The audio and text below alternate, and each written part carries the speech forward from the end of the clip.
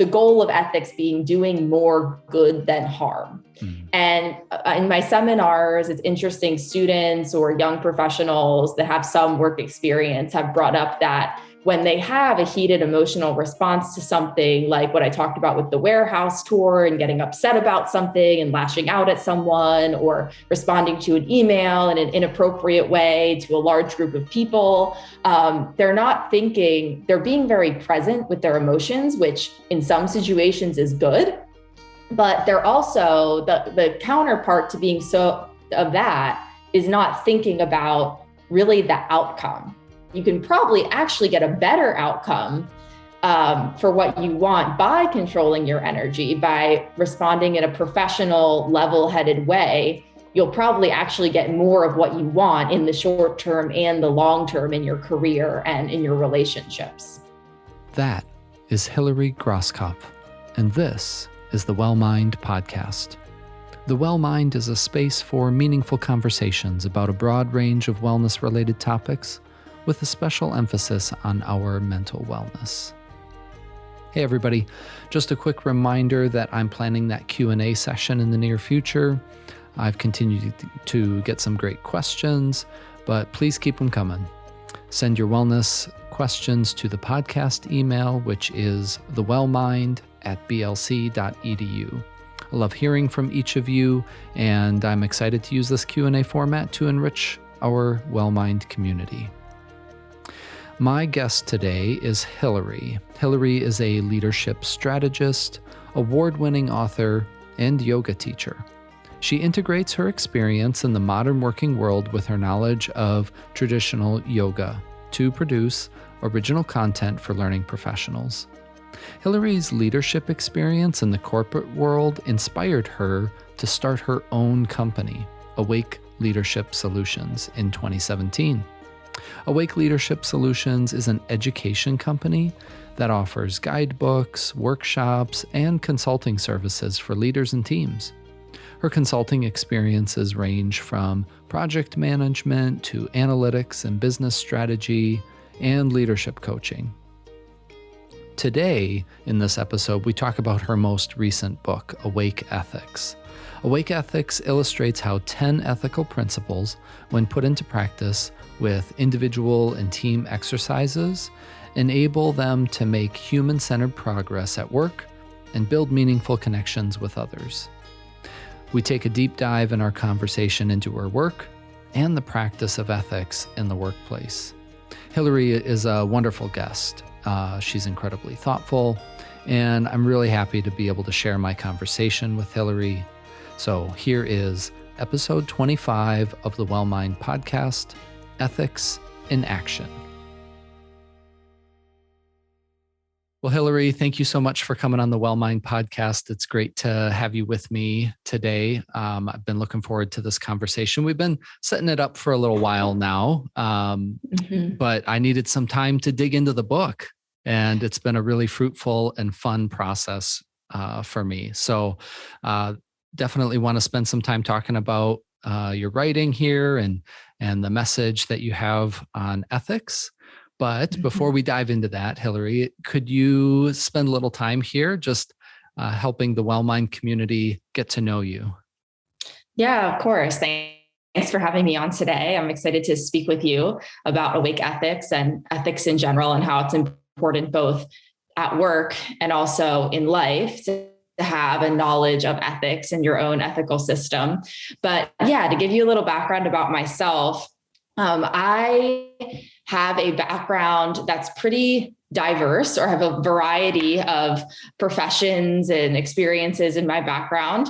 But by education, I guess I can start there. My undergrad and master's is in systems engineering, which some people are interested to hear that I'm an engineer by education because I'm now an author and a leadership coach and strategist. But I started in engineering. And during engineering school, as anyone who might have been an engineering major might know, it's a little bit stressful. There's a lot to learn and a lot to do, and it's competitive. So I was lucky during my journey in college that I found yoga. And that was really the first time that I had ever practiced yoga, which was my introduction to mindfulness, really, and some self-exploration and self-study. So I found yoga just through a Groupon and started taking classes in Philadelphia in a yoga studio. Yep. And I just started loving it, started going every week on Saturday morning when I didn't have class. And it was like a little escape from campus. And I came back and felt refreshed and could go back into my work. And it just really helped me get through college, honestly. And I liked yoga enough that I took my 200-hour training just about at the end of college, like a year or two after I started practicing. So I really wanted to study and learn more about wellness and mindfulness, and just the physical practice of yoga too was really what I was studying to be a teacher for at the time, at the beginning.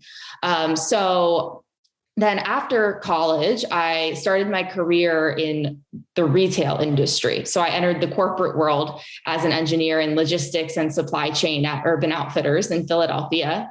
So in the retail world, it was a fun place to work. But again, I really needed my yoga practice to balance out that corporate world experience with, my own personal needs. I bet those were pretty different, weren't they? Yes. Showing up in the corporate logistics engineering kind of world, and then the yoga studio. Yes, definitely. And it was a balance that I really needed because, the corporate world, very structured, very competitive.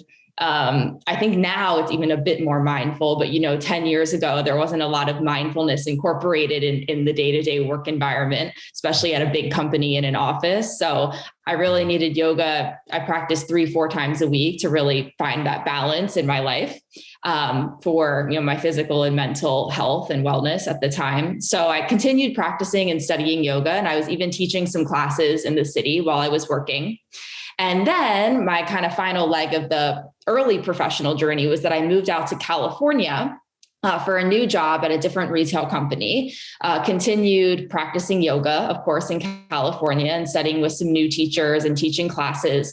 And what I really found while I was in the corporate world and studying and teaching yoga was that the corporate world and the working world in general could really use some yoga philosophy. Mm-hmm. And I knew that people that I worked with in the office who weren't yogis or weren't really in wellness or mindfulness every day or didn't have a regular practice, I couldn't just start teaching them yoga philosophy in the office and say, we need to be doing these asanas and practicing self-study and practicing and studying yoga philosophy to use at work. Because there was all this great stuff I was learning in yoga about how to be more mindful and, how to have a more balanced lifestyle.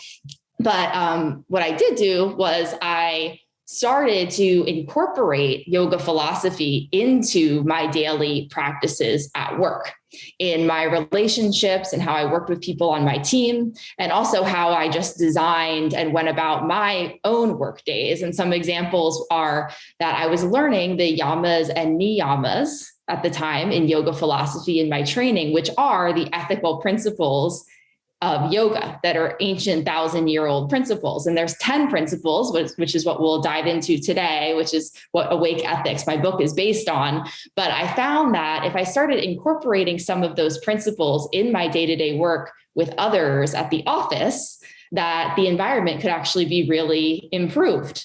And we had better productivity, better motivation, better engagement, just better relationships. So I found that even though I was just through my actions incorporating some yoga philosophy at work in the corporate world, other people, if they were able to learn it in a way that was digestible for them and understandable, and they could really incorporate it in their modern work life, that it could make offices and corporate environments so much better. So that's really how I started with like a kind of an experiment here of like how like I'm part of the system and I see some opportunities here, but you were like not in a position to overtly say, hey, this is what we're doing, everybody get on board. You could just kind of influence the system through some shifts in your behavior. And I'm just kind of curious, where did you start with that? What was one of the early things that you tried to experiment with to make an impact? Yeah. So I would say one thing that I did is I practiced more self-study. And that's actually one of the ethical principles in my book, which is self-study. And I started with myself.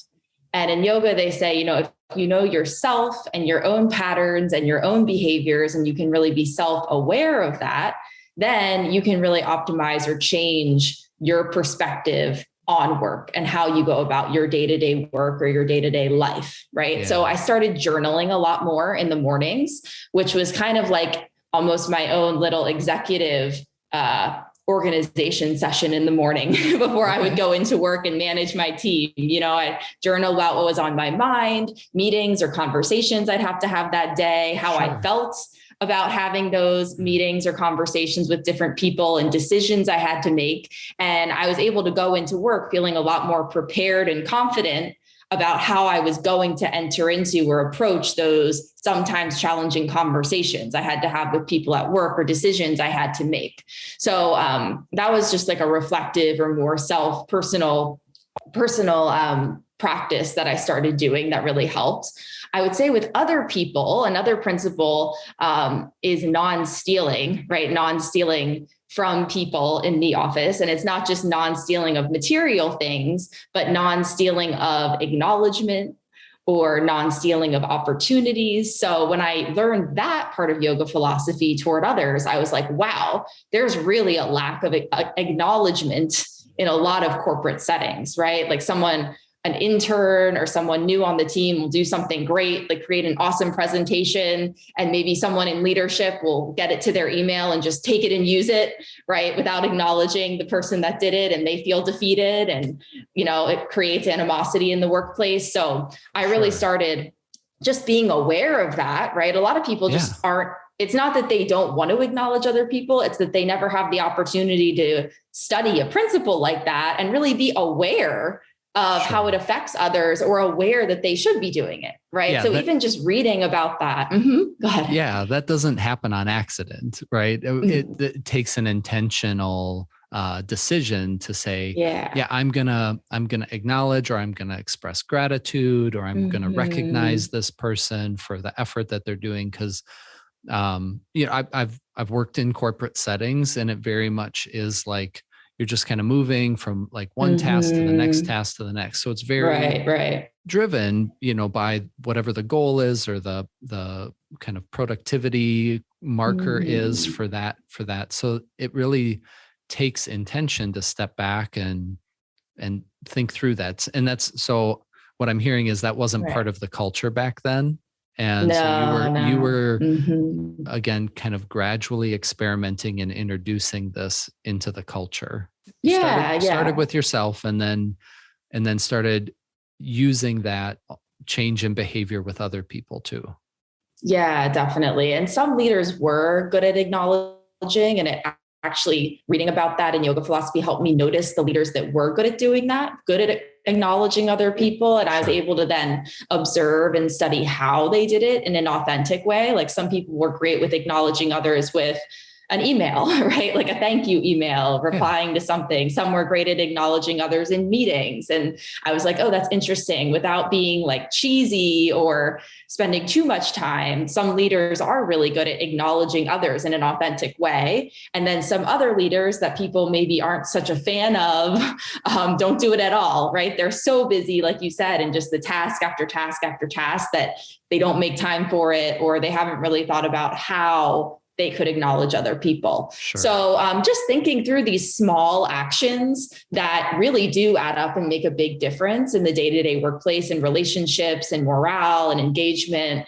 I realized that it does make a big difference. And some of these concepts that are introduced in yoga philosophy, along with the actions behind them, could really be modernized and make a positive impact. So that's how I discovered that, like you said, an experiment, and then also started putting together how I could translate these ancient principles into modern principles with stories and exercises for modern professionals. Sure. Well, and it's so interesting too, because you learned, for yourself at some point, like you needed to step away in order to do some of this personal work for yourself. Like this isn't, again, something like you were just grinding at school, and then like you had an epiphany. Like this really came out of, a lot of time on your part that you devoted to kind of your own personal wellness, and kind of Mm-hmm. out of that space emerged kind of this, I would say, novel application of a really ancient wisdom tradition Mm-hmm. in a very modern American cultural context, right? Yeah, definitely. Hmm. Yeah. Yeah, yeah. They're really different worlds to combine together. And I Yes. think that was the challenge at first was I'm like, oh, I work in, the corporate world and I'm good at what I do.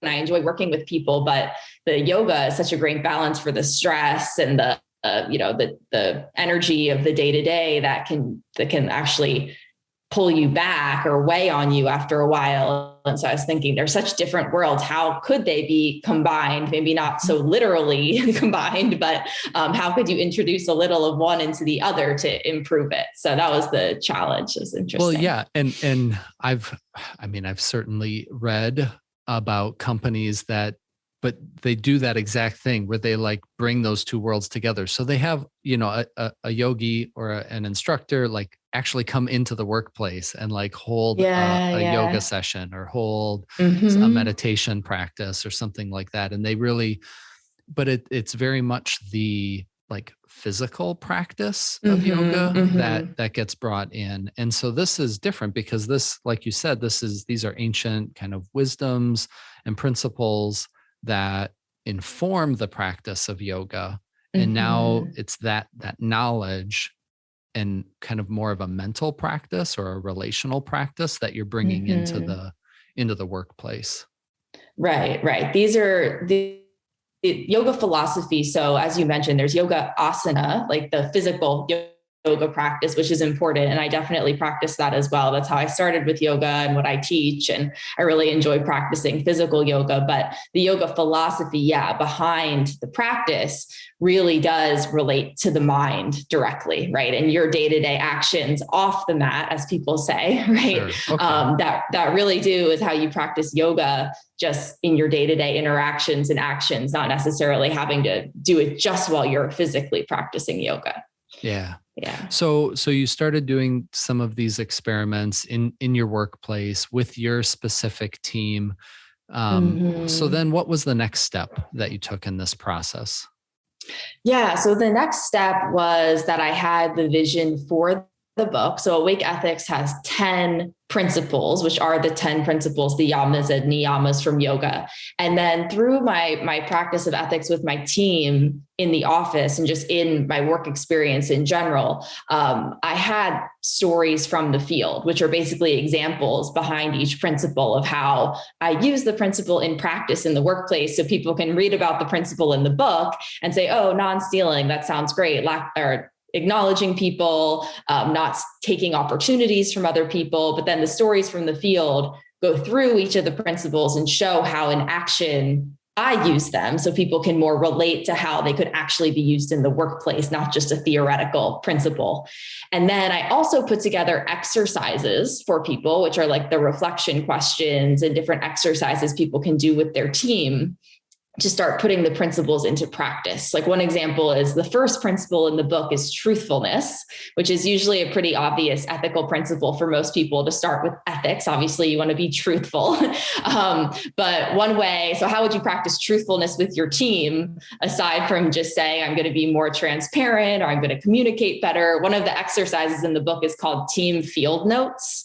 And so one thing I did with my team to have us practice truthfulness in not like a cheesy or awkward way was once a week, I gave them all like a little mini notebook at one of our team meetings. And I said that each Friday, it was either Monday or Friday or both, but once a week, I would have them prepare at least 3 questions that they had about the team or their work. Like especially for new team members, they'd say like, what does this acronym mean? Or something like that. Or when someone says this, what does that mean if they didn't work in the industry before? So I'd encourage everyone, whether they were new on the team or had been on the team for 2 or 10 years, to bring 3 questions in their field notes journal about something related to work. And then we'd share those questions in our team meeting. And by the end of the meeting, we'd all try to help each other answer those questions. right? Like I, as the leader, could help answer questions about the team or the industry. And if we didn't know, we'd research them afterwards if people had certain questions.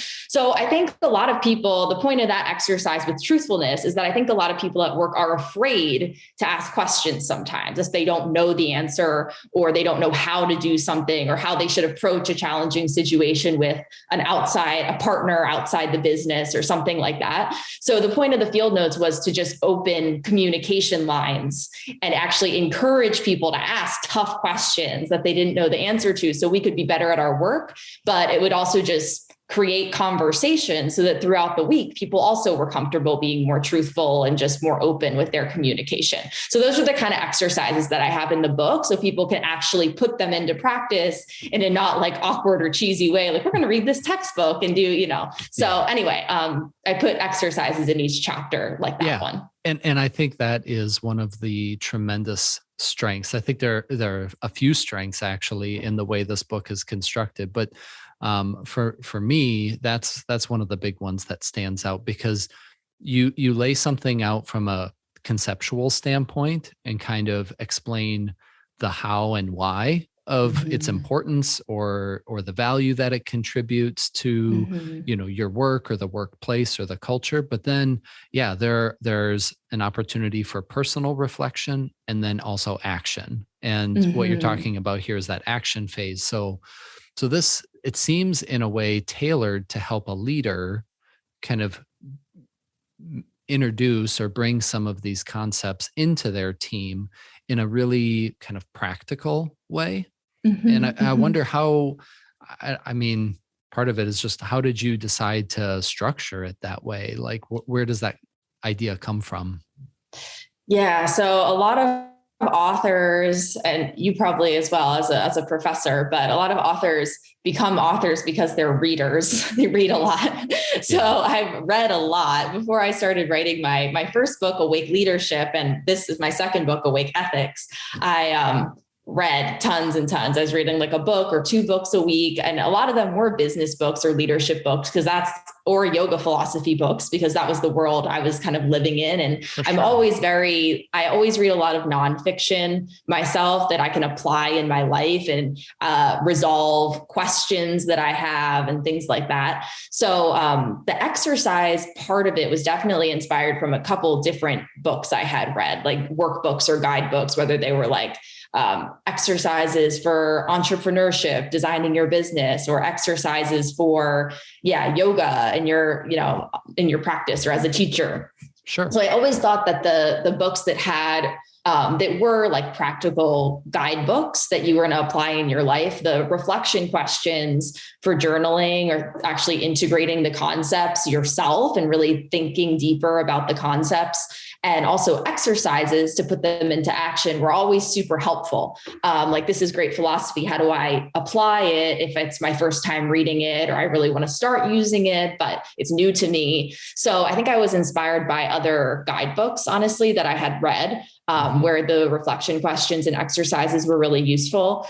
And then as far as the content, obviously it's based on or inspired by yoga philosophy. So I really wrote the short introductions myself, just about what the yogic principle is and then how I modernized it. Sure. But I think having all those aspects gives kind of everyone, whether you're more theoretical or philosophical, or you're more action oriented, like a lot of people in business want to be, something to grab onto and start using. Yeah, absolutely. Yeah. And it just seemed very, I guess the word I would use is, truthful or authentic for you, like as a yoga practitioner yourself. Like, it's not something, obviously you have to watch and somebody's teaching you kind of these different exercises or poses, but then you actually have to do it, right? You can't just think about it. You can't just watch someone else. And so many, I think there are a lot of books that have a lot of great principles, or, even engaging stories, but to actually have something then where, okay, now I'm going to work with this. I'm going to take it and I'm going to apply it. And then I'm also going to come back and reflect, how did that go? Like what was good about it? What worked? Maybe what didn't work? Those kind of the evaluation process. I think that's, like I said, a real strength here. Yeah, thanks. I never thought of it that way, like you said, with the yoga practice, but I think it really is. Maybe in my subconscious, I was structuring it like a yoga workshop, because that's pretty much exactly how a teacher training or yoga workshop goes, is that Yeah. you have a philosophy talk, and then the teacher demonstrates and has students demonstrate, and then you do a practice. That's like a typical day. Yeah. And that's kind of how each chapter is designed. So It that might really have is. been, somewhere Again, in it's there, just, how the book became that way. yeah, just an Yeah. authentic you kind of flowing out through the way you've structured this. I thought that was pretty cool. Yeah, thanks. So, so when did you make the leap from just kind of focusing on introducing this to your team or the organization that you were a part of, and kind of making this something bigger?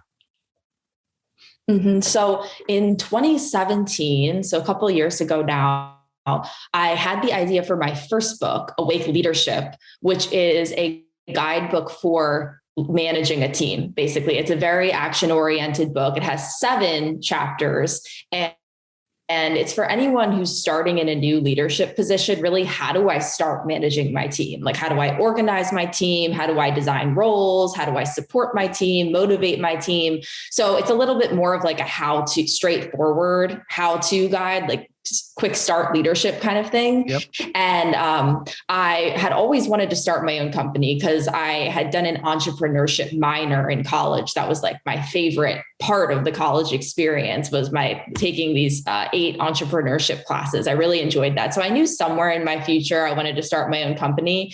And since I had designed these guidebooks that were very inspired by yoga, and I knew I wanted yoga to be kind of influential in my company, but incorporate my experience, I decided that I was going to leave the corporate world, as a lot of people like to say, leave the corporate world, take the leap, or however, whatever you want to call it, and start my own company. So the start of my company was going to be that first guidebook, Awake Leadership. And then since that also had a lot of exercises, I designed workshops based on that book.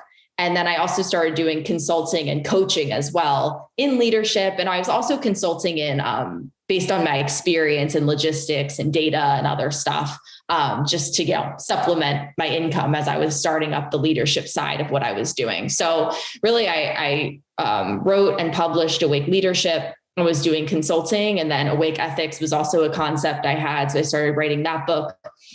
And it became a bigger vision, like you said, once I started doing workshops at different organizations like schools and companies, and teaching both exercises from Awake Leadership and from Awake Ethics. And so since then, really what I've been doing with Awake Ethics is talking with people like yourself to share concepts from the book and have more people discover the book and find the book, because it really is a personal book. It's something you really have to read yourself and internalize and use in your own way.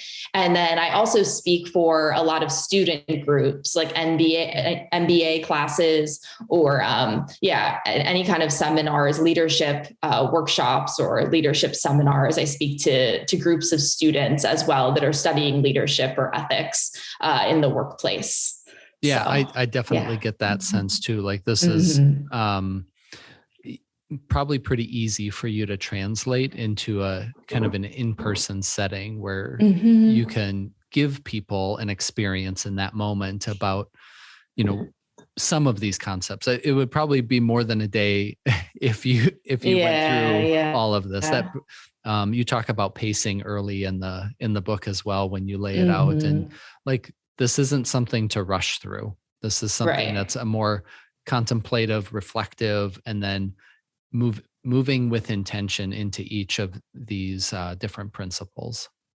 Yeah, exactly. Like, that's why I've always loved learning from books, because when I had the ideas, I talked with friends who had started businesses or did education or teaching, and they were like, oh yeah, you can just have it as a guide and don't sell it as a book, have it as a guide and just do events or workshops. But I was like, I've learned probably the most in my life that I use, or I don't know if the most, but a lot, from just reading a book at my own pace, right? And using what speaks to me and using what I need to use, and where I see gaps in my own practices or in my own work or my own life. So I do think it's a very self-paced, it needs to be a self-paced kind of thing. And some people even look through the chapters they've told me and they say, oh my gosh, this one really spoke to me. So I didn't have a lot of time. So I focused on that chapter for like a few months and just integrated the things from that one chapter that I really needed, that really helped.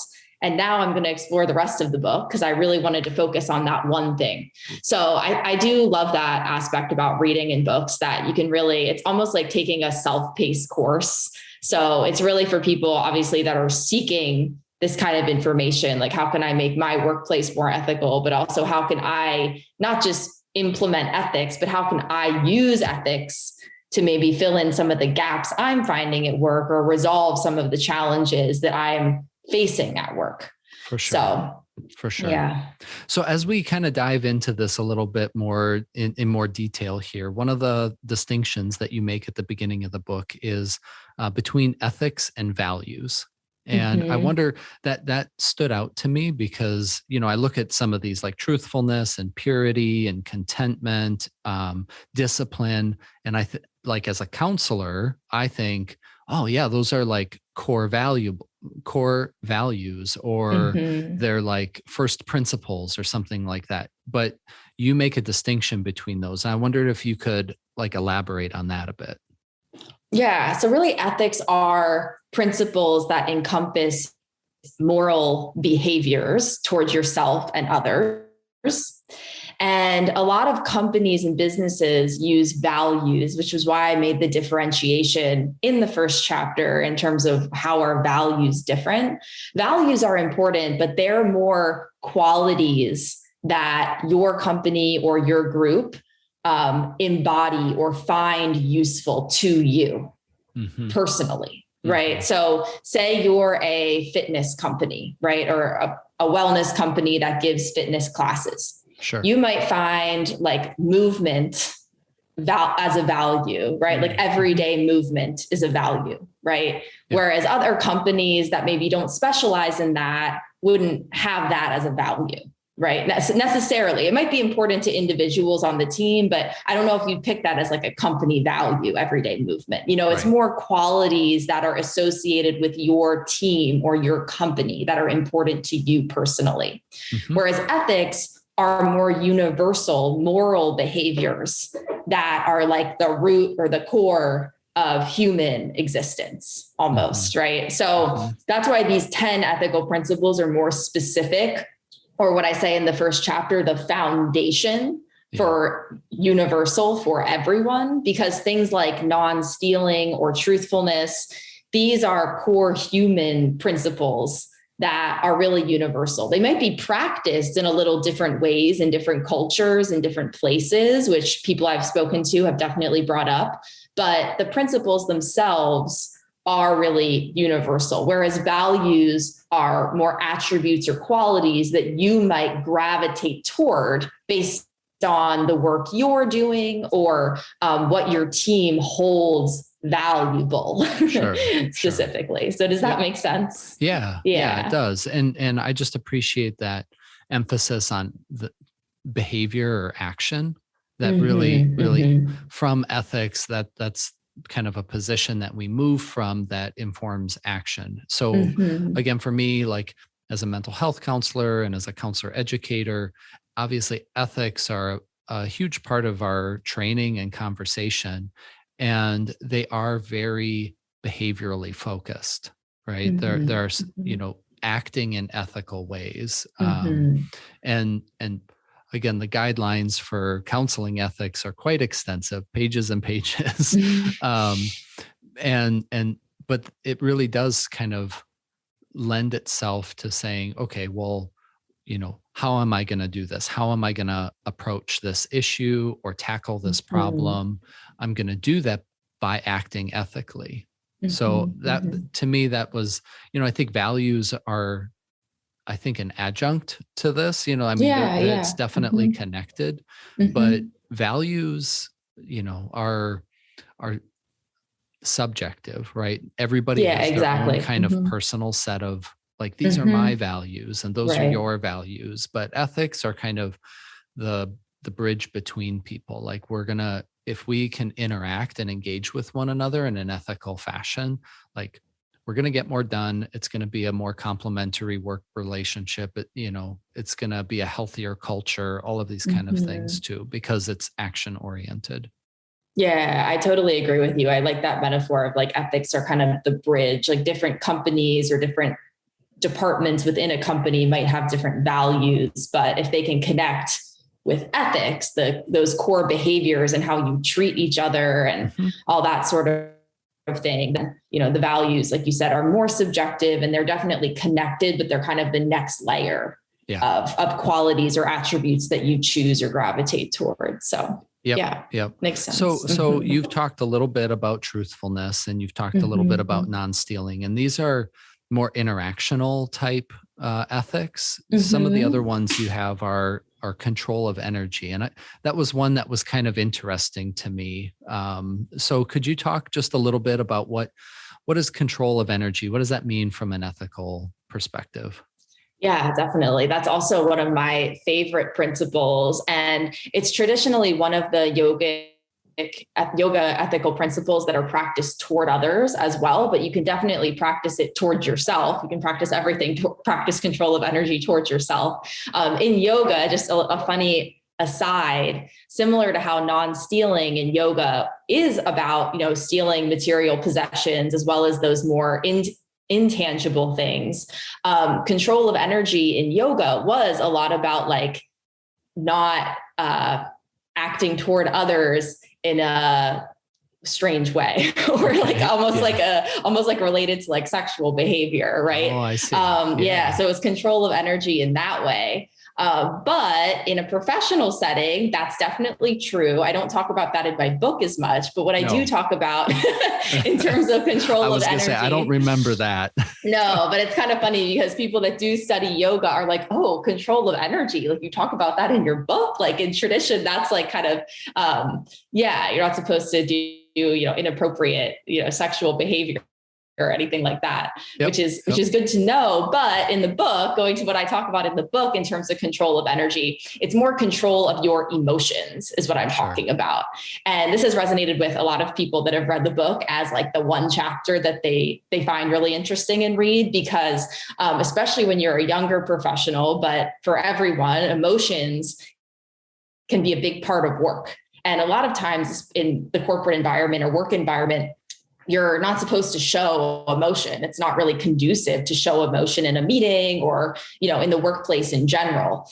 So how do you control your energy or control your emotions at work, which is really important, but while still being authentic and being yourself and feeling like you can be yourself at work? So that's what I talk about in the section is really stories from the field for me were how people would lash out at work. They didn't have great control of energy. They didn't have an outlet at home to write in the morning or to talk to someone or other practices to talk through things emotionally that they needed to talk through. And so at work, they were not very self-reflective or didn't practice self-study like that necessarily or have those outlets for their emotions. So they came out at work and they often had really bad implications when they did come out at work. Like I told one story about how we were going on a warehouse tour with a third party or a partner facility to evaluate a new warehouse for our supply chain. And one of the members of my team, it was an older manager. She saw some things in the warehouse that she didn't like how they were doing things, like it wasn't according to code and things like that. And she just immediately like had an outburst, like huge emotional outburst, like started screaming and complaining at the guy that was giving us the tour that could have been a potential business partner.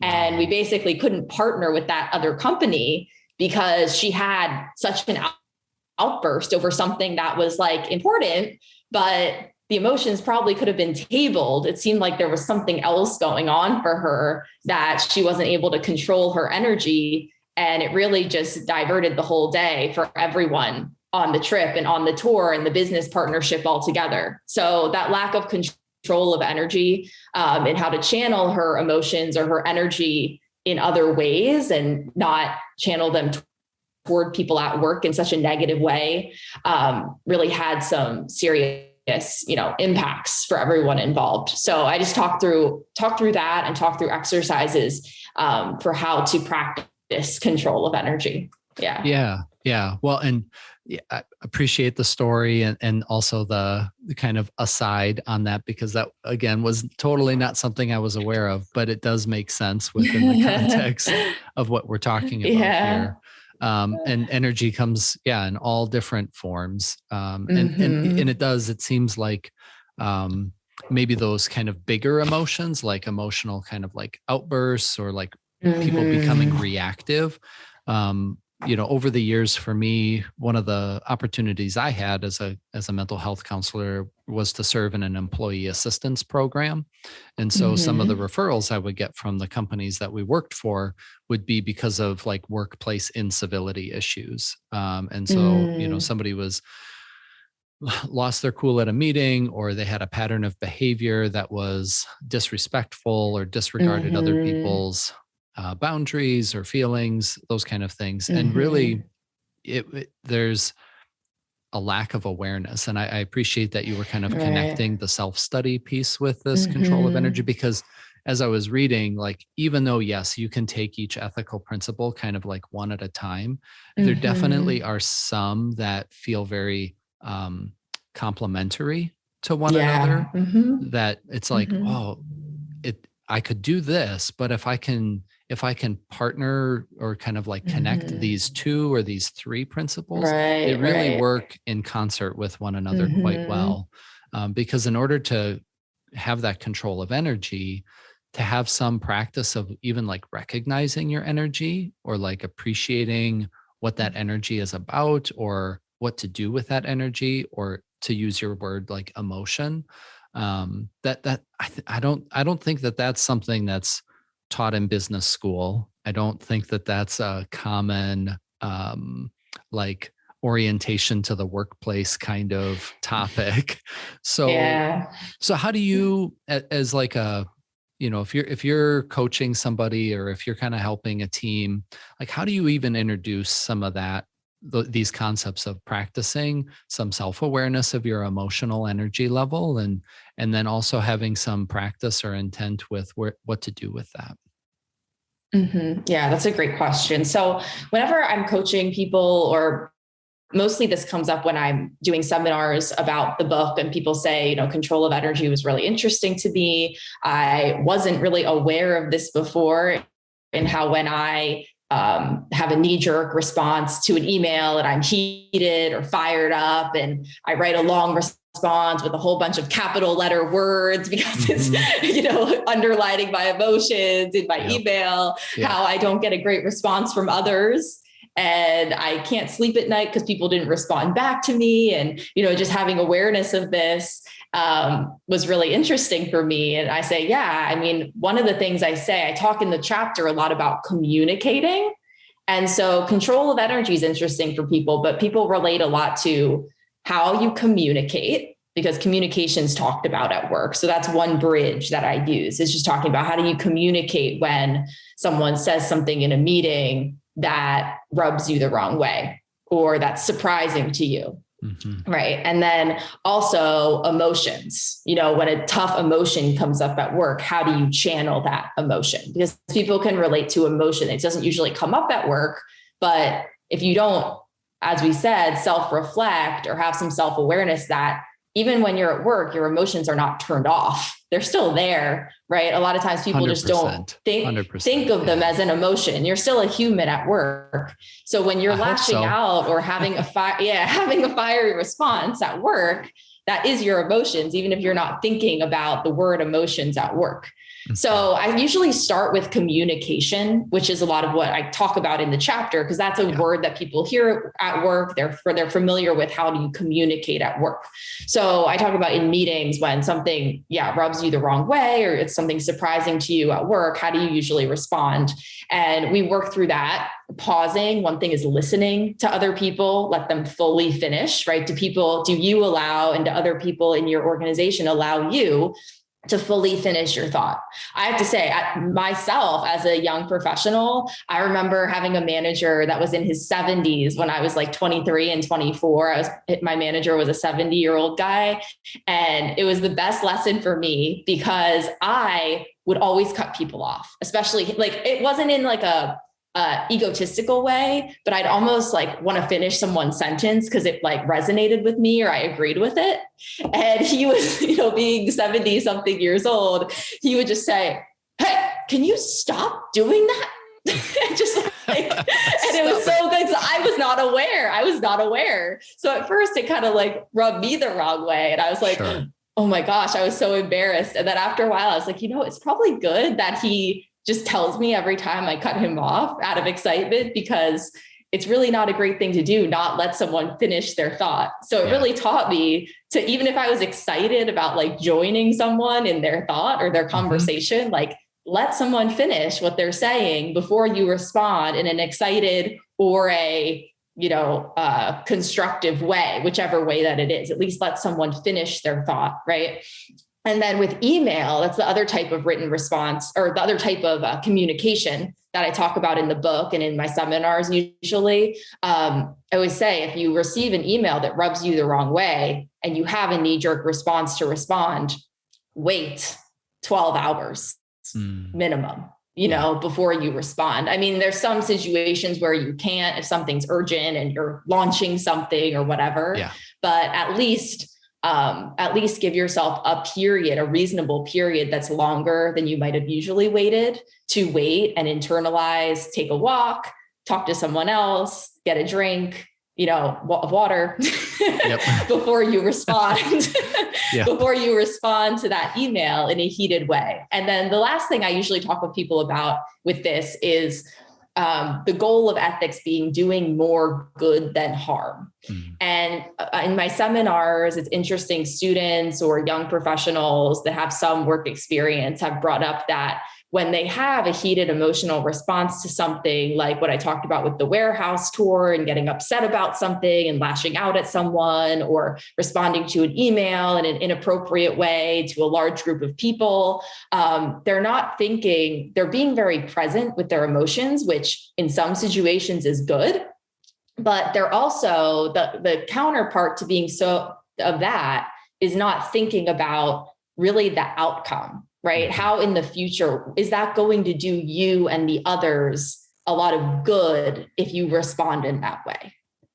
So just having that awareness of, in a day, am I going to be glad that I responded in that way? Probably not. You can probably still get your point across without responding in that way and by controlling your energy. And you can probably actually get a better outcome for what you want by controlling your energy, by responding in a professional, level-headed way. You'll probably actually get more of what you want in the short term and the long term in your career and in your relationships. Yeah. So let me ask you this then. When do you see it being appropriate to express emotion? And then how are you kind of coaching up people on how to do that? Yeah. Great question. So I would say in expressing emotion at work, it really, I would say usually it's, well, first of all, backing up a few steps, definitely setting up your vehicles for emotion or your vents, whatever you want to call it, for emotion at home outside of work is important. Because I think a lot of the time when people feel heated emotionally at work or have an outburst or feel emotionally triggered at work, a lot of times starts at home because they don't have the outlet at home through a friend or a family member or an exercise routine or, health and wellness practices like meditation is super important, right? For controlling your response to things, right? Yep. Don't have the at-home self practices to really regulate emotion and also feel healthy emotionally at work. So I would say it really starts at home with your personal practices, right? And your relationships with people outside of work for it being able to talk through emotions. Because at work, I never recommend to someone, oh, have a one-on-one meeting with a team member and express all your emotions to them. It is a professional environment. So the number one thing I would say is start with your home life and your personal life and making sure you have relationships and practices for emotional well-being. And you'll feel better at work. That's always the first thing. Now, emotions at work, do you mean in terms of if you're triggered or something like that, how do you express that? Yeah, I guess so. My thought process here, Hilary, it's thinking, we like to put things in very clear terms. So, and sometimes that results in black or white thinking. So I read control of energy or control of emotion. And then my brain goes, well, work isn't a place for me to express emotion. So I don't think people are just going to become stoics and say, oh, I just don't have emotion, or I'm not going to express that, because like you said, people, they are who they are at work as well as outside of work. So you bring yourself to work every single day, and that's all of your emotion. That's all of your stress and frustration. That's all of your joy and happiness. All of that's coming with you to work. But I think, there's like a filtering process that what you're talking about in terms of control, but control doesn't mean like all or nothing. So then I'm wondering, like, there's got to be a space or a pathway to be able to talk about, like and positive emotions are always going to be a little bit easier. I'm really excited about this event that we have coming up, and you can kind of share and express that enthusiasm. But then if I'm really struggling with something, or I'm struggling with someone, like where's an appropriate level of control to also be able to express some of that emotion? Yeah, totally. And this rings a lot of bells with my experience now that you mentioned specifically, what you're thinking. So one of them, the positive one, like you said, is a little bit easier to do, because I think it's great when companies plan like team bonding events or team building events, right? Like whether it's quarterly or monthly, things like that. Those events are great for people to positively acknowledge, right? People celebrate wins and milestones that they've had, just catch up over, a team lunch and share positive personal news and things like that. So definitely those kinds of events that are more casual events that aren't so down to business. Even having a team lunch, that's something I think it's actually in my Awake Leadership book that I recommend, is that every week or every other week, having a team lunch that's not all about work. I mean, you can share news if there's important news about work, but really just to catch up casually and get to know people as people in a group on your team. So all of those things are great outlets at work for celebrating wins and getting to know each other personally, and just building relationships where you can be a little bit more emotionally raw when you need to, because people as people, especially if it's something emotional that pertains to work, and people at work are going to understand you more when you're talking about it versus someone that's not at work. So I think that's where there is really a value in team bonding and team building events. I think a lot of companies are seeing the value in that now, but a couple of years ago or 10 years ago, companies and people just really didn't want to spend money or time on these kind of team events, because they're like, it's not work, it's not productivity, but it is an outlet for that emotional stuff, right? In a positive way, because it builds positive morale, but also people are able to express if something tough's going on or share a loss that they've had, things like that, in a team setting when it's a little bit more casual and doesn't feel so professional, like a meeting where it's like the topic is work and you can't bring that up. It's a little bit more open where you can bring other things up. One other thing, aside from the team building events and lunches and things like that, that is a little bit more on the other side where people can share maybe emotions that aren't so positive, is the importance of building one-on-one relationships at work with people, like having friends at work that personally one-on-one, and also mentors. So I've always benefited from having mentors, whether it's my direct leader or maybe a peer on a team that I have that's a little bit older, more experienced, has a few more years in the working world, and can kind of understand things that you're going through. When I worked at Urban Outfitters, I had a peer that was probably about 20 years older than me or so. And she was on my team, but kind of a more senior manager on a team in my department. And we'd have lunch like once a week and talk through stuff. And, it was just great to be able to talk to her about things I was going through with either, other people on the team or, in my personal life. So really, whether it's a mentor or just a friend at work, I think having those one-on-one relationships is really good to have. And part of the control of energy, of course, I have to add, is not letting it go into the drama at work. Sometimes having those team relationships or one-on-one relationships can be, for some people, an outlet to create drama, or the opposite of control of energy, which actually creates animosity. But I think when you do have those one-on-one relationships, it is a good thing to have at work, people that, especially mentors that you can really relate to or share things with, which is why I liked having some older friends at work, because I didn't want to waste their time just complaining or talking drama about other people, but I respected them because they were older. But I had a one-on-one relationship with them where I respected their time. So I wasn't just going to vent anything to them, but I did know them well enough and have that personal relationship where if something really important was going on, where I needed advice or direction or to tell them something, that I could get coffee or lunch with them or take a walk and have a more, open emotional conversation if I needed to. Right. Yeah. And in that way, it becomes constructive. Right. Exactly. Because something, a direction or like what we're talking about, action can kind of come out of that. Like, okay, so I'm feeling this way, or I'm having this issue and I'm having these feelings about the issue, and then getting some of that mentoring, that coaching from somebody to be able to say, okay, well, here's a direction I can go with this.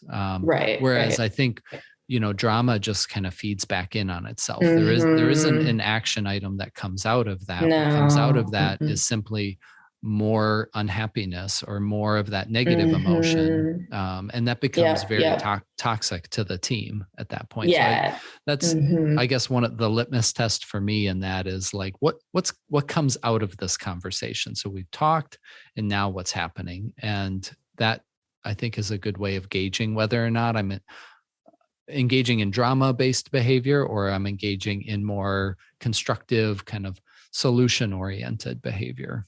Exactly. Yeah. And it's the same with those knee-jerk emails or knee-jerk responses in a meeting.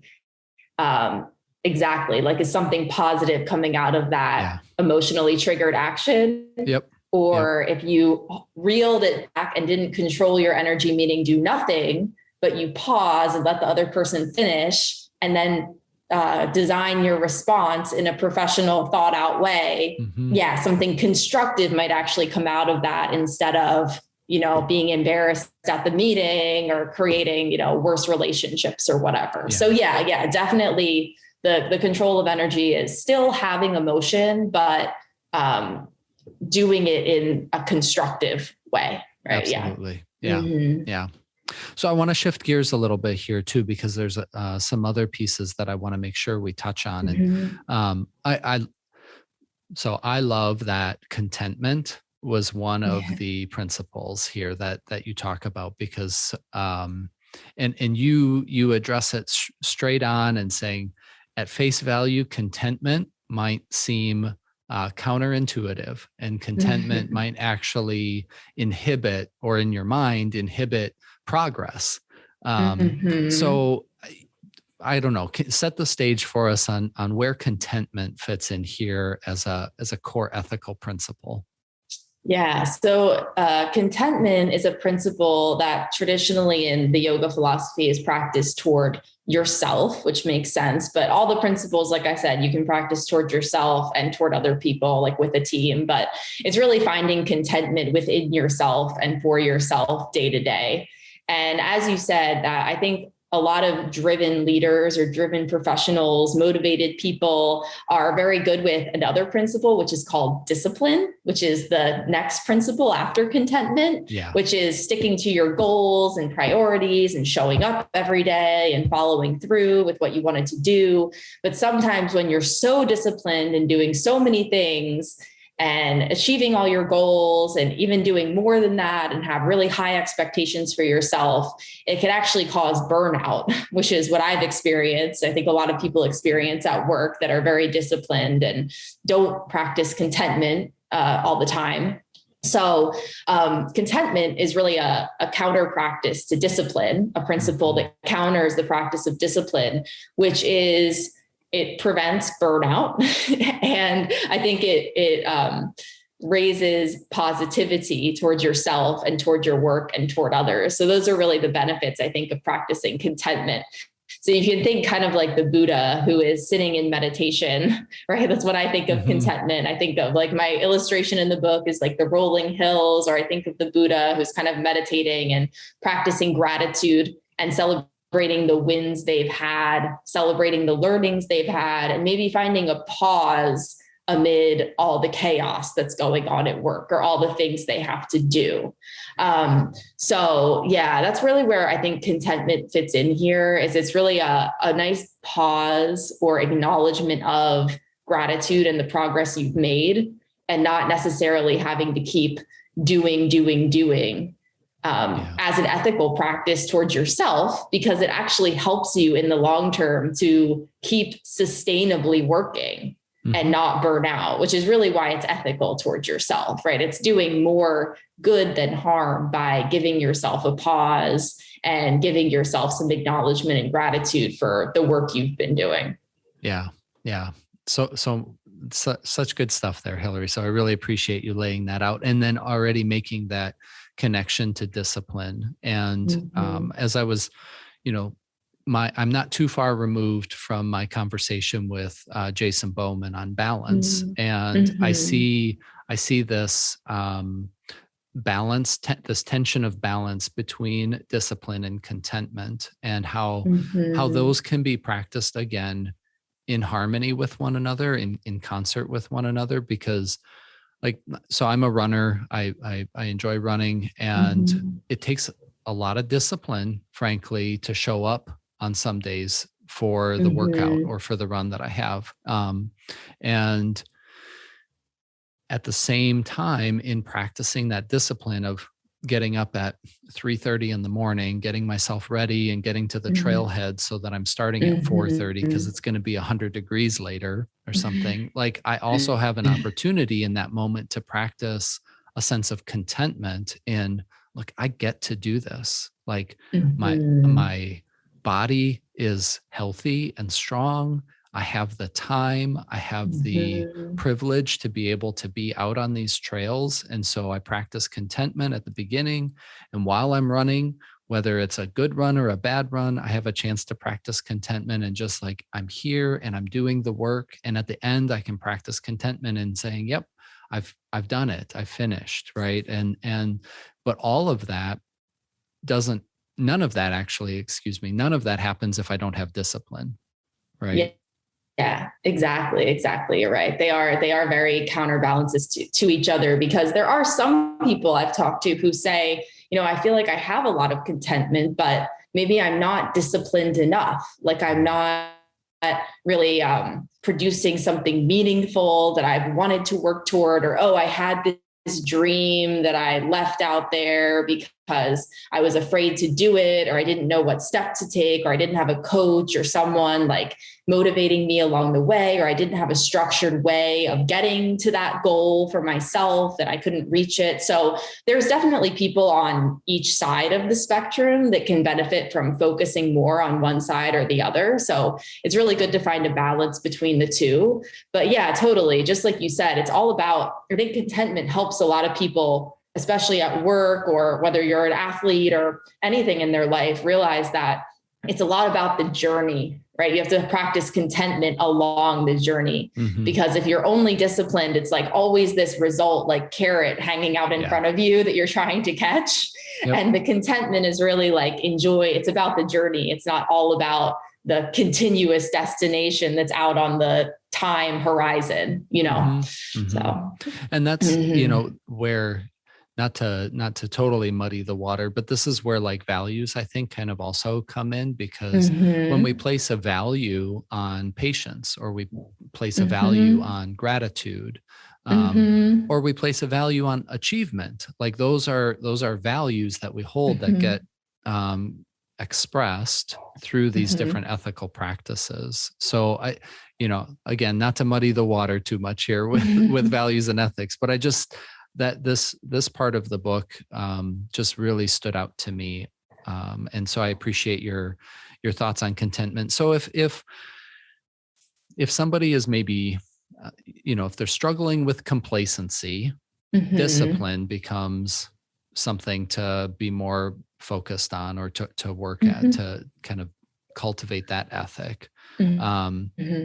But discipline taken to an extreme where it's almost like unrelenting standards or something like that, where I'm never satisfied, there's an opportunity to cultivate a practice of contentment. So how do you make that tangible for people in the workplace to step back from the productivity, discipline focus, and experience some contentment? Totally. Yeah.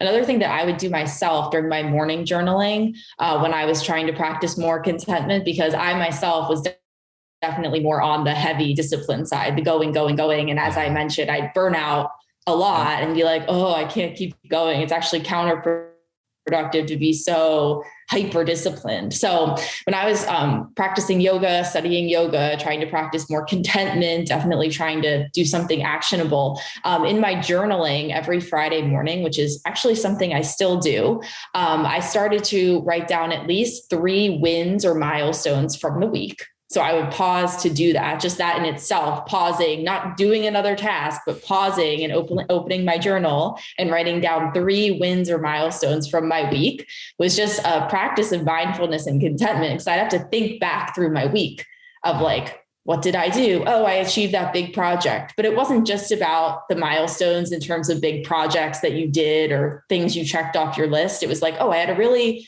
constructive conversation with this one team member that I needed to work with this on. So it was also like relationship based, or even like I started putting in things from my personal life as well. You know, I followed through and did this thing for this person, or I followed through and did that I'd been putting off for a while. So milestones like that. And then I also added something to this, which was then also writing down 3 learnings from my week, which was a little bit more challenging and even bit more of like a mental memory practice that really helped me to pause and think.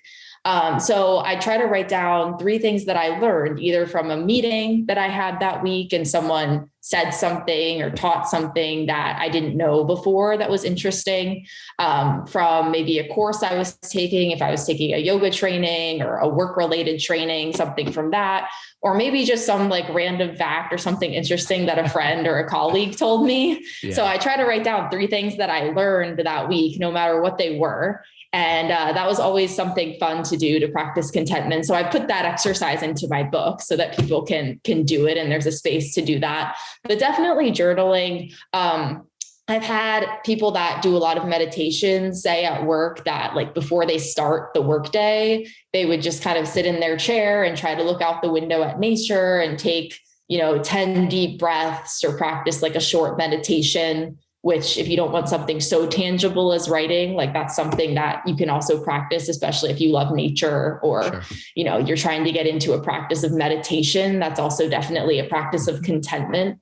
And I will add in, since you are connecting some of the principles, that contentment also really requires surrender, which is a principle at the end of the book, or letting go, right? Letting go of things, right? Because discipline is like attaching to going, whereas contentment is almost surrendering the need to keep doing, which is hard for a lot of people. So like meditation, walk in nature, pausing to journal and not do something so productive are all letting go of that attachment to being so disciplined and going all the time. Absolutely. Yeah. And, just going back to the journaling piece, I also appreciate what you said. Like, it doesn't matter how big or small this is, but it's recognizing and putting it down, whether it's a learning or a win or whatever it is, because like, as I've worked with people in the therapy room, that it's like, well, I did that thing, but it's not a really big deal. That will be the response. Like, like, that's not, we'll talk about something that they accomplished that week, but then they will minimize it or they will dismiss it. And we're so hard on ourselves. We really are. And so it takes surrender, like kind of letting go of like, it's got to measure up to some standard in order for it to actually qualify as a win or as a victory or something. And that's like, no, like showing up like for something like that is a win. I don't care how it went, but showing up is a win. That's a step. And so just helping people internalize that. It's a process and a practice. I think, it's not something that we just do and, I feel wonderful now, but it's with, I think, patience and some self-compassion, building that into how we see ourselves. Like, yeah, this is okay, right? I'm okay. I did this thing. It doesn't have to meet some standard and I can accept that. Yeah, totally. I think it's a lot, reading a book like this with Awake Ethics, a lot of people have told me too, it shifts their perspective.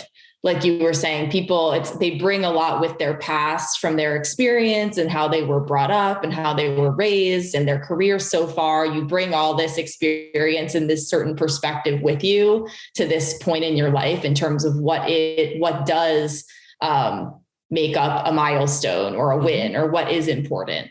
So I think, reading the book and then rethinking about some of these things, like what could be a win to another person, in another country or another industry or another company, does that constitute a win, no matter how big or how small or the life changes that you're going through, how your definition of wins or milestones can change is interesting. Yeah. And I just encourage people to give themselves permission to challenge their perspective, right? Just because this is how you think of it now doesn't mean that's how you can think of it in the future or how you want to think of it in the future. So it's just being open to contemplation and challenging yourself with whatever attitude or perspective you're holding at this moment in time, because maybe, like you said, maybe that's not really grounded in something that is important to me. Maybe that's grounded in something that I've kind of absorbed or adopted from someplace else. And maybe I just haven't really looked at that before. So now is an opportunity to do some of that reflecting. We can do that on our own. And sometimes we have people in our life to kind of help us with that. And I just think of the story of the older boss that you had as a new young professional. Like, it was kind of jarring for you, but that became a growth opportunity for you. And you took that, and that was your perspective, right? You took it as from that growth mindset rather than the perspective of, wow, he doesn't like me, or something, like. Yeah. Right. Yeah. And I think yoga helps with that a lot, and yoga philosophy, in terms of thinking of things as a positive. Like, a lot of people say this is happening for a reason, or it's happening for some reason, but not just thinking it's happening for some reason, even if it's negative, like, and I have to deal with it, but what can I learn from this? Right? Like, if this is, I've had this manager that tells me this or tells me that, people can take it as a sign or it's meant to be or whatever, but how can I learn from this and move forward instead of just dealing with it or something like that. For sure. So the positive perspective on things and how you can grow from that or learn from that is important to have. Awesome. So, Hilary, if people I'll put a link to the book in the show notes, those kind of things. But maybe if they're interested in following up with you more on some of these topics, or even, want you to come and speak for something, what's the best way for people to get a hold of you and reach out? Yeah. So my website is awakeleadershipsolutions.com, which you'll probably put in the show notes, as you mentioned. But all my contact information is there, like my email, my LinkedIn. I even have Instagram where you can see some sneak peeks of the books and other things that I have going on and coming up in terms of my business. So my website is definitely the central place to go for that. And you can even, there's even links to buy the books from there too. So I'd say that's a good place to start. That's a place to start. And then kind of branching out from there into different social media outlets and things. That's great. Cool. So what's next for you, Hilary? What kind of things are you working on? What's the project? Yeah. So I'm in a transition phase back to business, as I'm putting it. I've had my business since 2017, the Awake Solutions, with my guidebooks, workshops, and events. And during COVID, I scaled it back a little bit because in-person events weren't such a thing for the last year. So I was doing tutoring for kids of all different ages, helping them catch up in school, people who fell behind from distance learning. So I've been doing a lot of tutoring. I've even been doing some consulting for companies that had to furlough or fire people during COVID. And now finally we're emerging back into in-person events and in-person opportunities, which is awesome. So I'm looking forward to putting my in-person events back out there for speaking opportunities, and some of my live workshops back out there for student events and company events, and ready to start traveling a little bit again for that. Yeah, that's awesome. Yeah, it's good to be able to be with people again, have these in-person experiences. I know I have some stuff coming up this fall, and I'm really excited. Yeah, just to go and be with some colleagues or friends that I haven't seen in a really long time. So I think that's a sentiment that's going around these days. Awesome. Hilary, it's really been wonderful visiting with you today. I appreciate your insight and your expertise and experience, and just sharing that with the WellMind community. Again, I'll link the book and your website and all sorts of things that we've talked about today in the show notes, so people can reach out. But just very, very grateful for your time today, Hilary. Yeah, you too. Thanks, Dr. Coles. Thank you so much. Great speaking with you. Thanks, everyone. A big thank you to Hilary for joining the WellMind community, and thank you for spending your time with me today. If you enjoyed this conversation, please check out previous episodes and subscribe through your podcast app so that you automatically get the latest episode. New episodes are released the first and third Monday of each month. Also, consider taking a moment to review the show if you found our discussion meaningful to you. And word of mouth is always great. Please let people know about the WellMind podcast and spread the word. Please check out the links in the show notes for Hilary's book, website, and contact information. And remember to submit your wellness questions for the upcoming Q&A episode. Send them to me at thewellmind@blc.edu. You can find that email address in the show notes as well. Many thanks to the staff here in the Bethany Lutheran College podcast studio. Seth and Greg are tremendous in providing technical support and editing for the podcast. Special thanks as always to Lauren McMacken for designing the logo and the cover art. Thanks again for listening, and until next time, be well.